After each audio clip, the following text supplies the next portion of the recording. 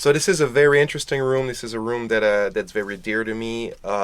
It's one of the early stuff that we designed for the game. This goes back to probably fall. 2008. Yeah. No, this is like fall 2007. I Are think. you sure? Oh, Yeah, Maybe. yeah, I think so. I mean, it ended up being produced in Yeah, yeah, 2008 yeah, for the yeah. game, Yeah. but I think if it's 2008, it's very early, like right after Christmas or something, right? And so we weren't really sure what we were going with the game at that point, or the locations, and all that kind of stuff. But we knew we had to do the tech demo, right? Yeah, And this is what we did. And this room, obviously, and the concept art, the idea was it was a tech lab, it was a biotech lab. It's Thierry Doison, of his artist name, Baron Thierry, who did it. Superb concept art. And the idea on Deus Ex is that we wanted to make sure that the visual style was very consistent throughout the entire game, right? Yeah. It was really homogeneous. And a good way to do this is you make sure that the style that's on the concept art is the style that you want in the game, that there's no like dual standards, you know what I mean? And then what the production artists see on the concept art, they need to reproduce it. I wouldn't say as is, but they need to make sure that the style is It the needs same. to stay faithful. It needs to stay very faithful, And what was interesting is that when that room was first designed, sometimes we'd see, an artist working at his desk, and we'd see what we thought or what we think was a wallpaper of the concept art, on his computer, and then suddenly that wallpaper will start moving. It was actually And the 3D. it was actually the 3D room. We're like, holy shit, this looks Yeah. 100% like the concept art. Almost it was one of my first time in all of my in my entire career where I really saw this almost 1:1 Yep. ratio between concept art. It was impressive. It was very impressive. And actually, it's the first part, the first press tour ever we did with journalists. That's the tech demo we showed. That's Yes. that's the first thing we ever shown to the journalists, and they asked us what the hell is this engine, like, because there was so much of a flavor. There was a flavor, yeah. We definitely didn't have the best of engines to do this game. I mean, it's a well-known fact, but because of that style that we put in it, a lot of people were really Made it kind of very attractive. made yeah. it very attractive and special. Anyway, and we ended up. This is one of the few very, very early things that we kept and that we recycled, if you want, in the final game. And this is the room that we have here.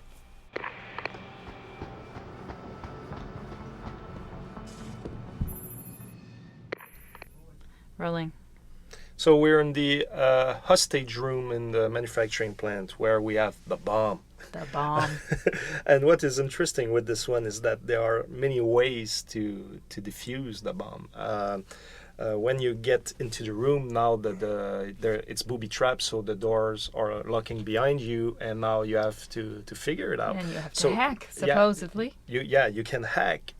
You can also find the find the code for it. But another way to solve it, and a lot of players didn't know that, but you can actually shoot the tank to the left and the tank to the right.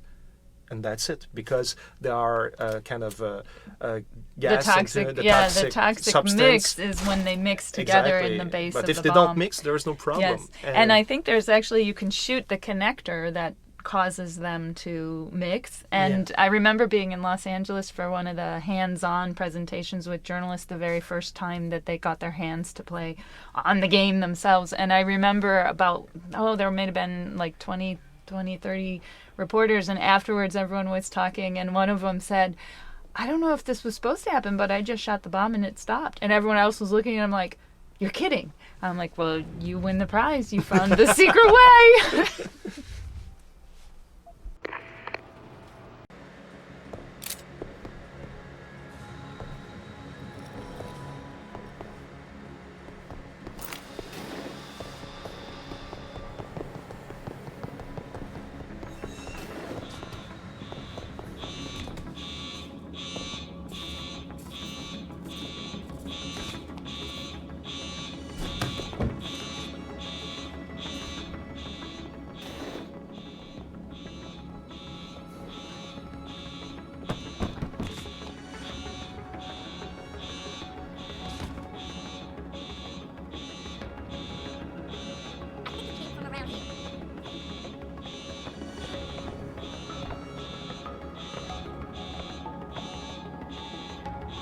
things, seeing things. Man, I gotta lay off the hard stuff.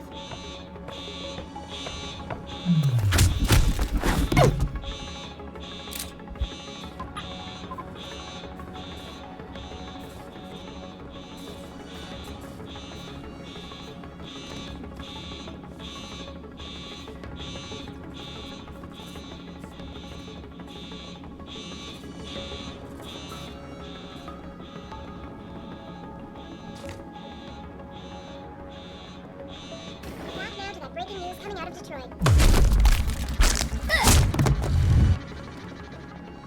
Back now to that breaking news coming out of Detroit.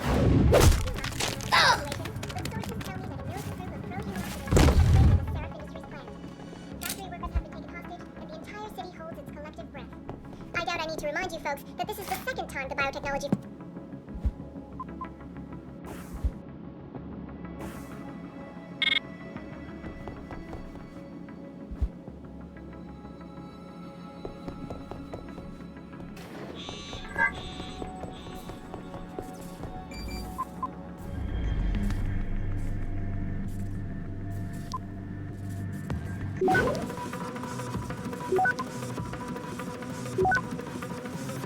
access granted.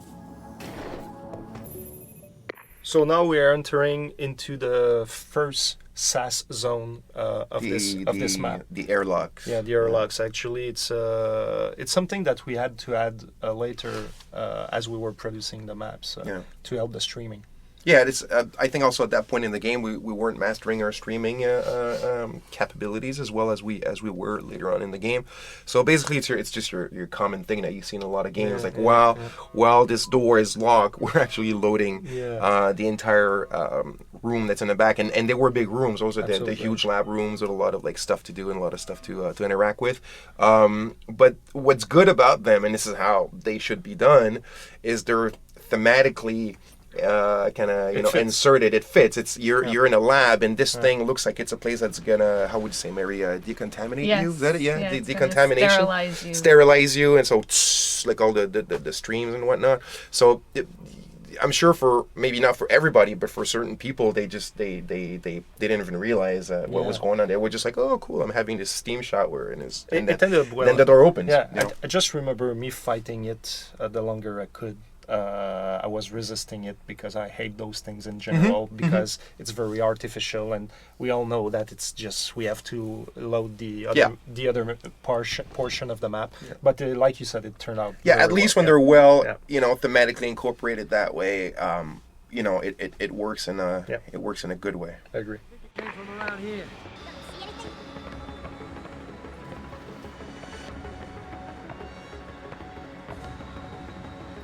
Wasting my time. No one's here.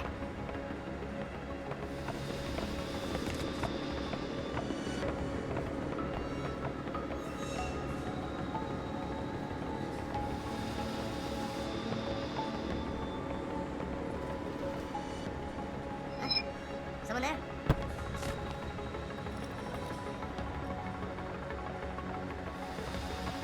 Yo, if you're here, you better come out.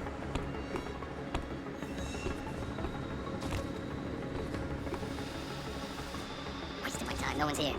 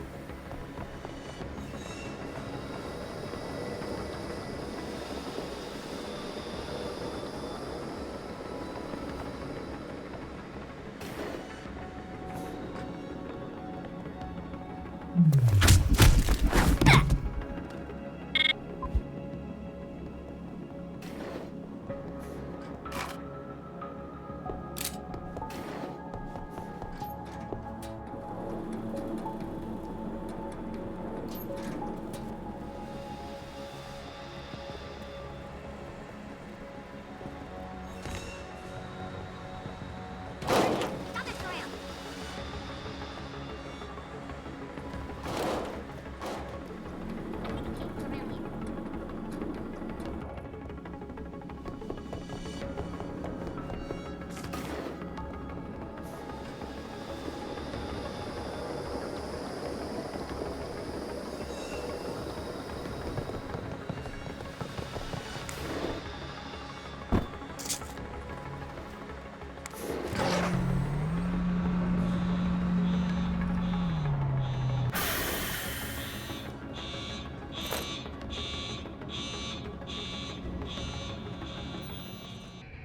So now we're facing one of the air vents of the game. Actually, the air One of vents. the biggest- cleanest air vents in the history of games. Yeah, the air vents are definitely the cleanest air vents in the history of games. That's true. And also, this was probably one of the biggest challenges with the lockers. with the lockers of the entire game of Deus Ex Human Revolution. Like, you would think it would be like AI or hacking or how to make like a story as complex as the one that Mary pulled off or whatever, but No, the air vents. it was the air vents doors. and they had to be perfect because they're all over the place. All over the place. The thing is that when you design something like that, and there's a door that needs to open, and you want to make sure that, and especially the air vents, because we would hide them so much, like put Yeah. crates in front of them or put all sorts of crap in front of them. The way that they open, you want to make sure that it's not going to obstruct these things or obstruct AI or whatever. But at the same time, wanting it to open in a fairly credible way, Yeah, you know. yeah. So we had them that would kind of slide in a spaceship way, like on the side, like, you know, like, which was like, nah, you know, whatever. And eventually, what happened is our lead, Philippe Desrosiers. Philippe Desrosiers, our lead modeler, which is also has studied engineering and drafting, design, and all sorts of things like that. So he's really competent with mechanisms and figuring out how things work. And it might seem very simple when you look at it in the game, and it's like, yeah, this is what, you know, should have been done from the beginning, but it's not always that easy and that obvious. But he ended up thinking about just these hinges that are just kind of pushing the hatch forward and then bringing it upward, and it was that simple. And that's the final solution. But when you look at how it was made in games before that, like it just opens in a very like kind of like a door, but Trapdoor, a trap kind of door. way. Yeah. But the thing is that we could have done that, but we had physical objects. You have the characters, and you always have to Cover, think. AI. Exactly. You always have to think about if the player's going to get stuck, if it's going to damage the experience and whatnot. And sometimes trivial things become really important, things that we need. Yeah. And I remember when he made that thing, like how happy I was just for a freaking We were hatch. all happy. We were just like, oh my god, this is insane. It's like we almost like went out for a beer or something, you know.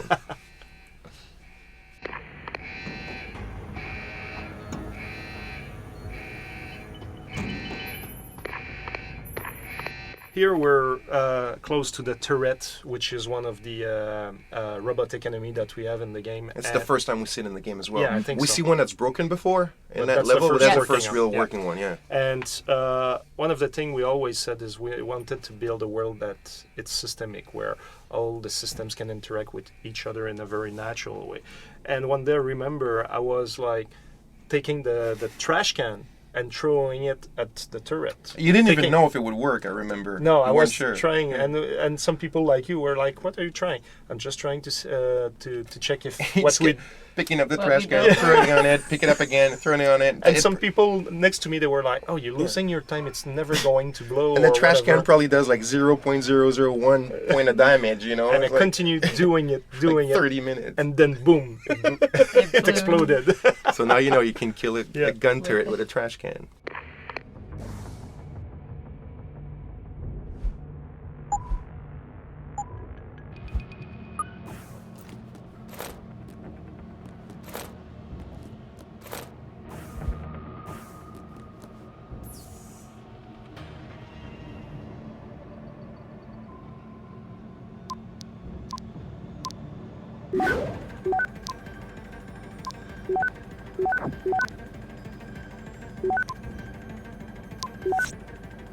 Access granted.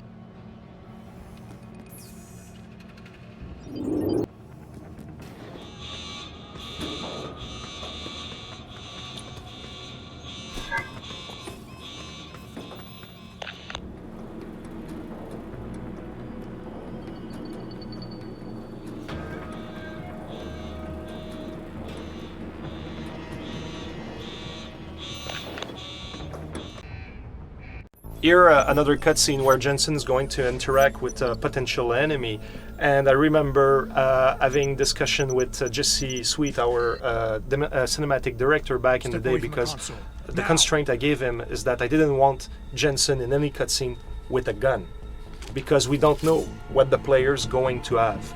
And for me, it was really important that the cutscenes were keeping the character that you were building consistent with when we were going into those moments. So for him, it was a real challenge to still have Jensen look badass, and then but not using a gun. And that's why in this one we see with the hacker is that Jensen pulls out his blade from his arm. So it was a way to compensate for the lack of gun.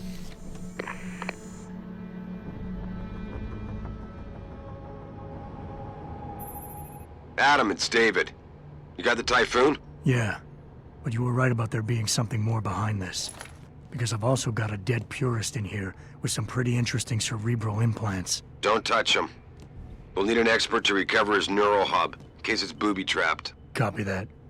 What about Sanders? SWAT's pressured me to let them off the leash. Find them before they do, and deal with them.